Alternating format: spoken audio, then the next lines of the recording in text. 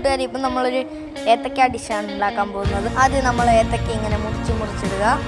അതിനുശേഷം നമ്മുടെ ശർക്കര ചിരണ്ടിയിടുക. അത് കഴിയുമ്പോൾ നമുക്ക് കുറച്ച് തേങ്ങാ ചിരണ്ടിയും കൂടി ഇട്ട് കൊടുക്കാം.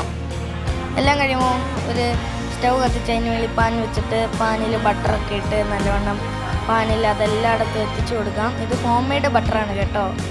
എല്ലാവരും പോയി ലൈക്ക് ചെയ്യണേ.